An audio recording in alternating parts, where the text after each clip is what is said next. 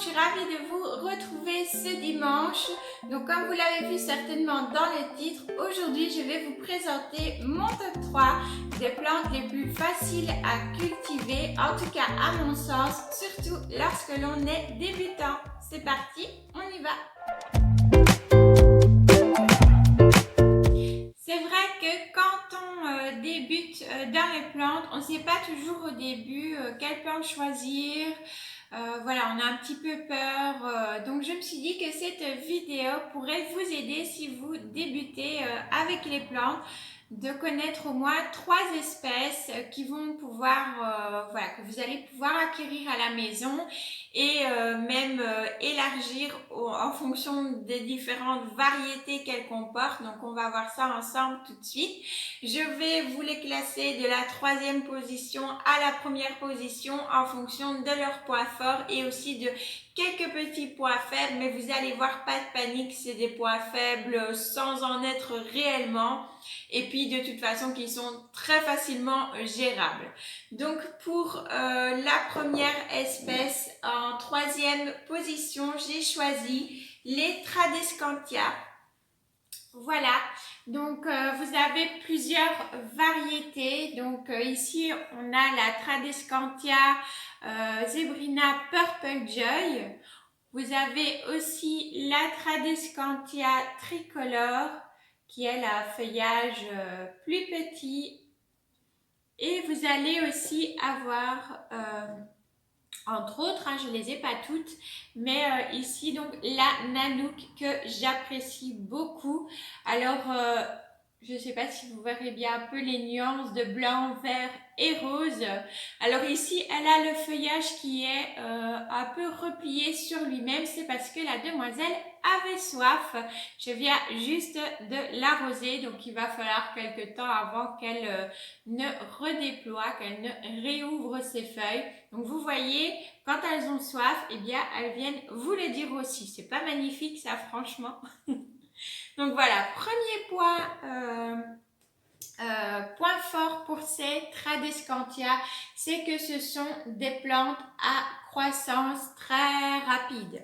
Surtout celle-ci, je dois dire que vraiment, voilà. Je pense qu'il y a aussi une variété verte, la Tradescantia verte, et il me semble qu'elle aussi, elle a une croissance vraiment très rapide. Mais vraiment, voilà, c'est des plantes, celle-ci, je l'ai coupée je ne sais plus combien de fois, et elles repoussent toujours aussi facilement et aussi bien.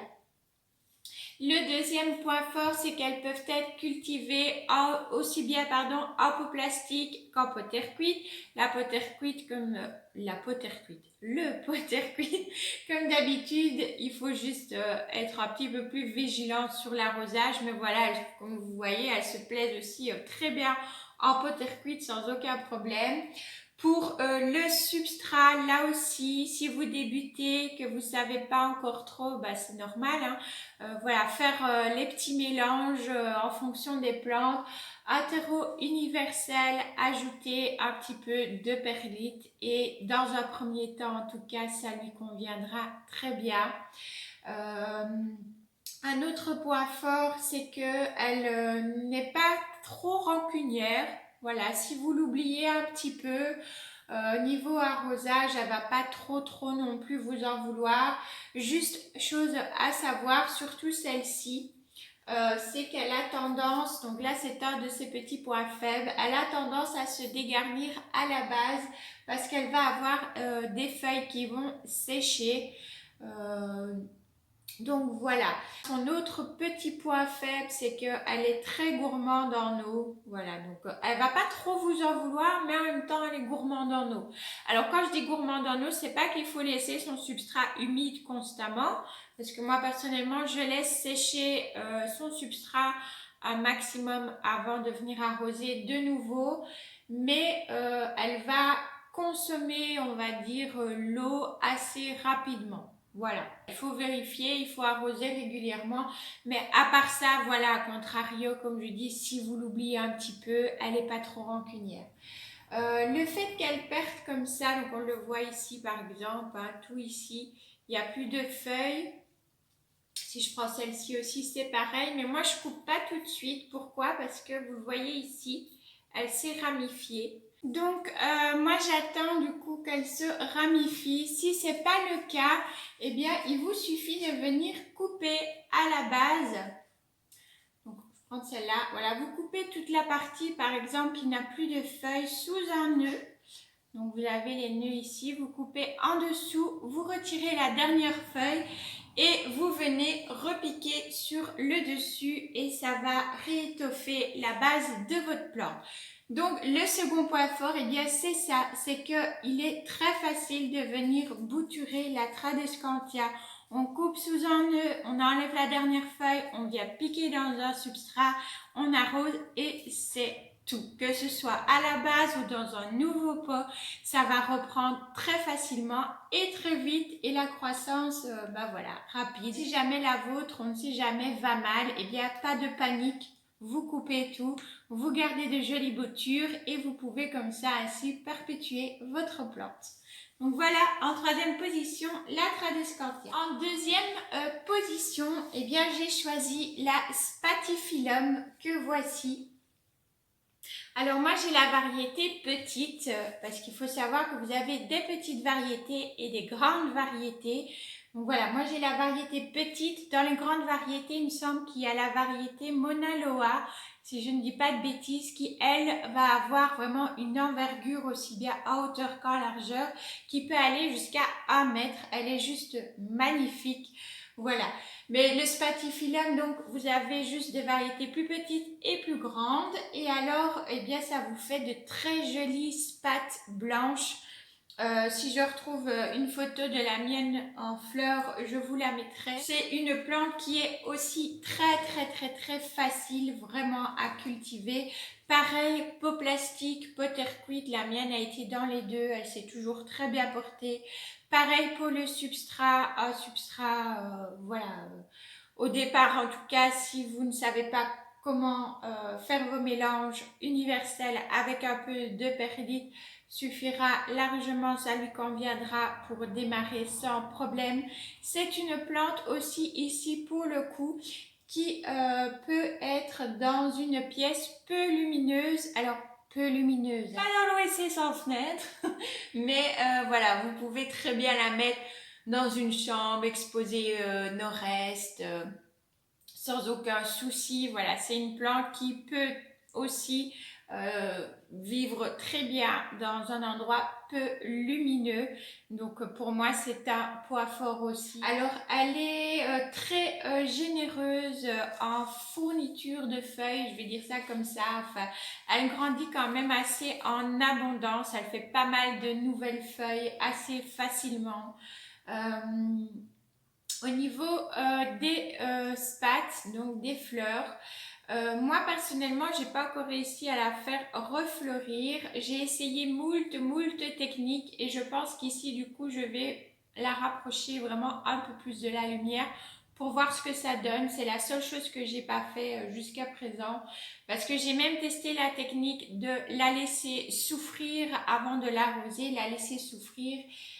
C'est quand, parce qu'elle aussi, elle vous dit quand elle a soif, pas de panique si un jour vous retrouvez votre, je sais pas, vous êtes parti en vacances, en week-end et vous revenez et vous voyez votre Spathiphyllum comme ça. Donc avec les feuilles qui touchent le pot, des feuilles toutes molles, on a vraiment l'impression qu'elle est en train de mourir et au fait, bien non. Il suffit de venir bien l'arroser et vous allez voir au fil des heures, elle va se redresser et reprendra son port tout à fait normalement. Donc voilà, comme je dis encore une fois, une plante pas rancunière si on oublie dans un coin. Mais voilà, du coup moi elle n'a pas refleuri encore, donc je vais tester de la mettre un peu plus à la lumière parce que comme je disais c'est la seule chose que j'ai pas testée. Mais je sais que beaucoup de personnes l'ont et arrivent à la faire refleurir. Donc voilà. Pour moi, au niveau des poids forts, on est bon. Je pense que j'ai tout dit. Ah oui, pour la multiplication, là, ça va être par division de tout simplement. Quand vous la rempotez, une fois qu'elle est bien grande, soit vous la laissez comme ça, soit si vous voulez vous faire une deuxième, il suffit de diviser au fait la touffe et puis de vous faire plusieurs plans avec, tout simplement. Donc très facile aussi de la multiplier. Pour ses points faibles, eh bien écoutez, elle n'en a pas. Enfin, pour moi en tout cas, elle n'a pas de points faibles. Elle n'a pas de choses vraiment particulières à dire dessus. Je vais pas dire je vais pas mettre le point faible en disant qu'elle refleurit mal parce que je sais que voilà, elle refleurit très bien chez pas mal de personnes, donc c'est pas un point faible, c'est juste ici à la maison, il va falloir que je trouve un peu ce que la demoiselle a envie pour refleurir, tout simplement. Hein. Donc voilà, on va pas lui jeter la pierre à elle quand même. Mais non, vraiment, j'ai pas de point faible pour cette plante-ci. C'est pour ça qu'elle est aussi en deuxième position. Et pour la première position, alors là, je ne pouvais pas ne pas mettre cette plante-là en première position parce que pour moi, c'est la plante par excellence la plus facile. Alors, je vais prendre celui-ci. Je pense que vous l'aurez deviné. Il s'agit des pothos. Voilà. Alors, de leur petit nom commun qu'on leur donne, parce que les pothos, il faut savoir qu'il y a deux espèces dans ce que nous, on appelle pothos. Vous allez avoir les Scindapsus et les Epipremnum. Je vous le marque comme ça, vous avez l'orthographe. Ici, on est avec le Marble Queen sur un Epipremnum, tout comme le Golden. Ça, je vous mets une petite photo parce qu'il est enroulé au fait autour de mon étagère et il fait même coucou aux chambranles de fenêtre. Sur une autre vidéo, une personne pensait que celui-ci c'était le Golden, mais non, il s'agit bien du Marble Queen. Le Marble Queen va avoir vraiment des marbrures, soit qui tirent sur le verre s'il est exposé tout simplement à un endroit un peu moins lumineux, et sinon voilà, s'il est fort à la lumière, on va être sur des marbrures crème à blanche, alors que le Golden Pothos, on va être vraiment sur des marbrures, des chamarrures qui vont être plutôt tirées sur le jaune. Voilà, donc ici c'est bien un Marble Queen. Alors j'ai donc celui-ci, le Golden, j'ai le Néon que j'aime beaucoup aussi avec sa couleur bien peps. Et j'ai également ici à la maison le Scindapsus argyreus que voici dans son petit pot trop choupi que j'adore. Et là, il commence à avoir soif, je le sais parce qu'il commence à enrouler en fait, je ne sais pas si vous le voyez, mais il enroule au fait, il commence à recroqueviller un peu ses feuilles. Et quand il fait ça, eh bien c'est qu'il a soif, voilà, ou qu'il manque d'humidité ambiante, mais là j'ai senti et il a soif. Donc pour les pois forts, déjà il y a la multitude au niveau variété, parce que là moi je n'en ai que 4, mais vous avez le Manjula, le Enjoy, vous avez au niveau des Scindapsus l'Exotica qui ressemble assez fort mais à l'Argyreus, mais qui a des feuilles beaucoup plus grosses. C'est vrai que les feuilles sont quand même bien plus grandes. Vous avez le Silveran, vous avez aussi le Trubby Moonlight, le Dark Trubby également. Voilà, et apparemment il y a aussi le Snow Queen qui lui au fait, apparemment c'est très difficile de faire la différence entre un Marble Queen et un Snow Queen parce que les marbrures sont assez similaires, mais le Snow Queen tirerait encore plus sur le blanc, il y aura encore plus de blanc dessus. Voilà, donc voilà pour les variétés principales, hein, je vais dire ça comme ça. Donc au point fort numéro 1, eh bien sa multitude de variétés. On va vraiment pouvoir se faire plaisir avec le pothos. Son deuxième point fort, c'est qu'il n'est pas, mais alors là, mais pas du tout rancunier. Vous l'oubliez dans un coin, Voilà, en tout cas pour le golden et le marble. Et voilà, je trouve qu'ils sont vraiment pas du tout rancuniers. Et puis, bah, comme je vous ai montré, voilà, ils vous montrent de toute façon aussi quand ça commence à faire un petit peu trop sec. Ensuite, un autre point fort, c'est au niveau du substrat. Pareil, encore une fois, c'est une plante qui, au départ, un terreau universel avec de la perlite pour drainer, ça lui suffira dans un premier temps. Je répète à chaque fois, hein, dans un premier temps, parce que quand je parle là vraiment quand on débute. Donc voilà. Après, vous apprendrez petit à petit à faire vos mélanges, mais voilà, dans un premier temps, vous achetez un potos, vous savez pas trop quoi mettre, terreau universel avec de la perlite, ça va lui convenir sans aucun souci. Ensuite, c'est une plante qui a une croissance assez rapide aussi, vraiment, en tout cas pour le golden et le marble. Voilà, c'est des plantes qui grandissent assez vite. Les signes d'abscus comme celui-ci sont un petit peu plus lents, je trouve, mais, euh, mais voilà, sinon une croissance, donc on va dire de moyenne à rapide suivant les différentes variétés. C'est une plante aussi que vous allez pouvoir cultiver en suspension comme en grappante, à savoir juste qu'à la base, les pothos sont des plantes grimpantes. Voilà, donc logiquement, ils ont besoin d'un tuteur pour vraiment venir s'agripper et grimper. C'est ce qui leur convient le mieux, ça leur permettra d'avoir des feuilles plus grosses. Mais voilà, vous verrez que dans quelques temps, je vous ferai une petite vidéo spéciale pothos, donc on en reparlera dans cette vidéo-là. Mais sinon, voilà, si ça ne vous dérange pas d'avoir des feuilles plus petites et que votre plante se porte bien, vous pouvez la mettre en suspension. Voilà, c'est très très joli aussi. Il ne va pas trop vous en vouloir non plus. Ensuite, pareil au niveau du bouturage. Alors là, les pothos, ce sont des plantes qui sont très faciles à bouturer. Vous le voyez ici, donc vous avez les nœuds et vous avez les petites racines aériennes. Ici, on la voit peut-être un petit peu plus. Il suffit, ben voilà, de venir couper en dessous d'un nœud. Et après, voilà, vous pouvez enlever la feuille. Je ne l'enlève pas toujours, moi, souvent je la laisse, ça pose pas trop de problème avec le potos. Donc vous coupez en dessous d'un nœud à environ un demi, voire 1 centimètre. Vous mettez en sphaigne ou en terre et ça va prendre très très très rapidement aussi, sans aucun problème. En tout cas, encore une fois, pour les variétés comme le marble, le golden, celui-ci, moi, il a pris très vite aussi, le néon, parce que c'est des boutures que j'avais reçues en échange et je les avais reçues paracinées. Et celui-ci aussi, je dois dire qu'il a été quand même relativement vite à raciner. Il a pris un tout petit peu plus de temps que les autres, mais enfin voilà, franchement, pas énormément de temps non plus.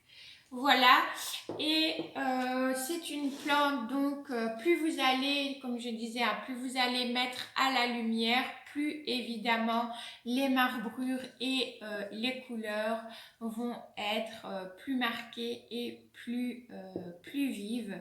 Donc voilà, plus de luminosité pour plus de marbrures, surtout pour les variétés comme ça, panachées, surtout le Manjula, le Enjoy, etc. C'est voilà, et celui-ci aussi, le néon qui a une couleur un peu vert jaune, un peu lemon lime comme ça, ils vont avoir besoin d'un peu plus de luminosité. Mais par exemple, le Marble Queen, plus vous allez l'éloigner, moins fatalement il sera marbré. C'est des plantes vraiment très très très faciles et en point faible, eh bien à mon sens, ils n'en ont pas. Voilà, pour moi, pas de point faible pour le pothos. Pour moi, c'est le numéro 1, le plus facile à vivre, le moins rancunier et celui qui offre peut-être dans les trois le plus du coup de plaisir parce que c'est tellement facile Et puis, il y a tellement de variétés, on peut vraiment s'amuser avec le potasse. Voilà. Alors, pourquoi j'ai pas mis le spathiphyllum en premier, alors que lui aussi, je trouve qu'il n'a pas de point faible? Ben, c'est tout simplement pour ces raisons de variété. Voilà, le spathiphyllum, vous avez la petite et la grande, mais ça reste un feuillage neutre, vert, bien qu'il soit très beau et luisant, hein, voilà. C'est une plante qui fleurit pas, donc pas de frustration si on n'a pas de fleurs. Et puis, bah, cette multitude de variétés qu'il existe fait que pour moi, voilà, il a sa place, il mérite amplement sa place en première ligne. Bien voilà, c'est terminé pour cette vidéo. J'espère qu'elle vous aura plu. Si c'est le cas, n'hésitez pas à liker la vidéo. N'hésitez pas aussi à me dire en commentaire pour vous quel est votre top 3 à vous des plantes que vous avez à la maison, que vous trouvez les plantes les plus faciles. Voilà, dites-moi aussi si vous êtes un peu team potasse pour la première. Et puis voilà, vraiment, n'hésitez pas avec vos commentaires, vos critiques constructives aussi, parce que c'est ça qui va m'aider à avancer. Et puis moi, j'adore lire vos commentaires, j'adore vous répondre aussi, même si je ne réponds pas dans la minute. On est bien d'accord qu'on a tous une vie à côté des réseaux, mais voilà, c'est toujours avec grand plaisir que je vous réponds. Voilà, donc n'hésitez vraiment pas si vous avez des questions, des choses à dire, des avis à donner. Voilà, moi ça me fait toujours super plaisir. Et puis, eh bien, si vous n'êtes pas encore abonné, n'hésitez pas à le faire si le cœur vous en dit et à actionner la petite cloche pour ne pas louper les prochaines vidéos. Pour petit rappel, c'est tous les dimanches dès 9 heures que vous pouvez les regarder. Bien voilà, moi je vous laisse en super bonne compagnie avec toutes mes petites beautés. Et puis, eh bien, je vous fais plein de bisous green et je vous dis à la prochaine fois.